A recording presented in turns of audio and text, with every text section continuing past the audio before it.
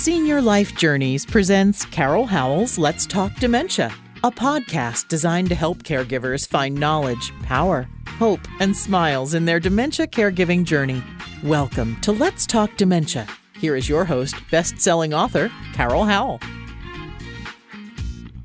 Hi, welcome to Let's Talk Dementia. I'm Carol Howell, and I'm glad that you're here. If you're hearing some noise outside, the yard peeps, that's what my husband calls them, are out there blowing and weed eating, and I don't know what they're doing, but it's a little bit noisy. We live in a condo, and we don't own any yard implements. Yay! That's happy for us. But I'm glad that you're here today. Hope your caregiving journey has been a good one, and if you have questions or concerns, then I would love to hear from you. You can email me, carol@letstalkdementia.org. Well, I wanted to talk with you about a post I saw on Facebook back several months ago when I was still reading Facebook. And a lady had written, do your loved ones with dementia have DNR orders? Well, that's a good question. And it's something we need to consider. Let's back it up to what do you have for yourself? Do you have the proper documents in place? Well, I have preached this several times on this show, and you've heard me talk about having your documents in order. And my husband and I recently have spent some time visiting with the lawyer and paying the lawyer a nice little sum of cash to get all of our documents in order. And this is what we got. Look at that. Oh my goodness, all tabbed out and nice and neat, everything in one place. So we did begin and open a irrevocable trust. And the way that I understand that kind of trust is, let me put this down, it is a closed box. So if the box is closed, no one can reach in and get anything out of it. If the box is open, somebody can reach in and get things out of it. So with a closed trust, it's protected against creditors and predators. So that's a good thing. So if you're sued, what's in that trust is closed. They can't get it. And you can put almost everything you own, short of cars, I think, in that trust. But more specifically, we had redone our wills. Our wills were old and were very old, and we felt they needed updating, and had to go ahead and update our living will and durable power of attorneys. And so the durable power of attorney means that someone would make decisions for us should we become incapacitated and not be able to make those decisions. And for both of us, we chose our daughter and then her husband as a backup. Now, that power of attorney is only if we cannot make decisions. Now, what if somewhere along the way we decide to do something and we need their help? Well, then we can do a one-time power of attorney for that instance. For example, my mother bought and sold property, and I handled it for her in South Carolina while she was in North Carolina, and she would assign me power of attorney for that property, and I acted on her behalf.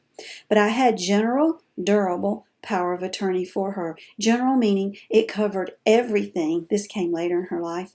And durable meaning it endured all the way till the moment she passed.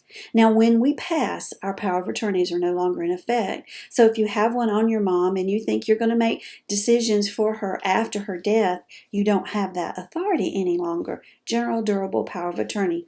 The only way you will have that authority is if she had a will stating you as the person who acted on her behalf. And that's why we needed to update our documents.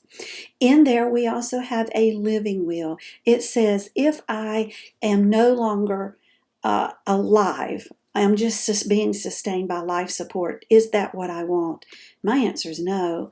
I can tell you guys, I think I've mentioned to you in the past, there's a song that says, heaven sounding sweeter all the time. Well, ever since my sweet mama died, I feel like that. And I don't want to go to heaven on the next boatload, but I'm not going to do a whole lot of things to sustain my existence here just to exist. I want to have a life. I want to be out there, part of this world, doing the things that God's called me to do. But I don't want to be laying somewhere hooked up to anything. Just don't. And so had those words put in the legalese that my daughter and my son-in-law and my husband would have.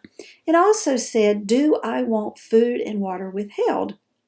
Well, no, I don't. If I can be sustained with food and water, then that's fine. But don't force those on me. For sure, don't do that. So you have all of this written down. And then the DNR. Now, a DNR laws, as I am seeing, do vary by state. I can tell you that in South Carolina, if you moved from one assisted living to another, or from the hospital to an assisted living, or from a rehab to wherever, that your DNR did not follow you. You had to have a new DNR with each one. Look how much brighter the room's getting. The sun keeps coming out and going in. If you're on the listening to me, you just have to take my word for it. It's gotten a lot brighter. So your DNR will say, do not resuscitate. So if your loved one were to become unconscious and they were not breathing, do we want extreme measures to help them start breathing again? Do we want CPR? Do we want the paddles? Do we want any of this to cause them to breathe again? Now, that's going to vary in your life's journey. Right now, my husband or I, neither one, have DNRs in place. We don't have a need at this point to have DNRs in place, because I can tell you that if I were to go in the living room right now and my husband were passed out, not breathing, I would do my best to do CPR, and I would call 911, and I would expect them to do that. But on his brother, Uncle Ernie, he does have a DNR at this point. He's on hospice, dealing with a lot of issues. At this point in his life, resuscitating doesn't exactly sound like the nicest thing to do for him. Now, that's going to vary by family, by individual, by religious beliefs, by your family beliefs, and you know what? All of that's okay. What is not okay is not talking about it. It's something you need to have a conversation with those in your family who would help make those decisions. And as I said, in mine and my husband's life, it's our daughter and son-in-law. We only have one child, so it's up to her to know all of these things. But then the other thing you want to do is all of your important documents, making some noise here, put them in one place. And for us, it's this nice big binder. It's all in here. I've got it upside down. It's all in here, and it's tabbed out, and there's notes in there. We even put notes in there for our daughter of which cremation service we would like for her to use for us based on the pricing structure I have just acquired. Looking ahead, that with Uncle Ernie being on hospice, and who knows, he may live another how many years, we don't know. But I thought, let's go ahead and find in our part of the world the best pricing for the services we're looking for. And I made notes of that in this book. You also might want to, in your book or in your safe, probably in your safe, put password information. Put things like how to get into online into your different accounts. You know, we are a world of passwords. Oh my word, they will drive you bonkers, won't you? And then they ask you those questions like your secret security question that only you know the answer to, and then you find out you don't even know the answer to it. What did I put as my favorite television show? It's supposed to be the Bob Newhart show because I loved that growing up, or the Mary Tyler Moore show, but guess what? It's neither one. I don't know what I put for that. So those are the kind of things you need to have written down somewhere so that your loved ones, should they need to, can access different accounts after you pass, or should you become incapacitated to the point you can no longer help do that. Because there's things they need to know. Insurance policies, all in one place, and for us, our insurance policies are in this book. Everything they need to know in one good spot. But as far as that DNR with your loved one, do have that conversation as early in life as you can. And then if you get to the point that you've got to make that decision for them and they cannot help give you their input, then it would be a family decision, and the family would need to agree on that if possible. And I know some families, that's just not going to happen, is it?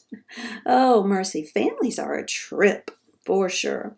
Well, just some thoughts to help you for the future, planning ahead, making sure that we've got our P's and Q's lined up and our I's dotted and our T's crossed. I'm more likely to cross my I's and dot my T's, though. You know, that's the way life goes. Well, I hope that's given you something to think about in your dementia caregiving journey and in your own life. Let's plan ahead. Let's be proactive. It's a good thing. Blessings and smiles. Let's Talk Dementia would like to thank our sponsors, National Association of Veterans and Families. You can reach them at 800-352-2919, on the internet at www.navf.org. They speak veterans so you don't have to, and you tell them Carol sent you when you call to inquire about benefits for the veteran, the spouse of the veteran, or both. Editor Beth. You can find Miss Beth Crosby at editorbeth.com. She is amazing at looking at what you've written and making sure it represents you well. Find her at www.editorbeth.com. And HD Imports, located on Flint Street Extension in Rock Hill, South Carolina. That's York County. 803-985-0985. They are there for the repair and maintenance of your Honda, Hyundai, Toyota, Kia. Tell them Carol sent you. Thanks for joining us today for Carol Howell's Let's Talk Dementia. To learn more about dementia, we recommend Carol's best-selling book, also titled Let's Talk Dementia. It's available on Amazon in paperback and Kindle versions. Be sure to like Let's Talk Dementia on Facebook and leave us a kind word of review on iTunes. Remember, knowledge brings power. Power brings hope. Hope brings smiles. And we all need more smiles. Thanks for joining us today, and we'll be right here when you come back to Let's Talk Dementia.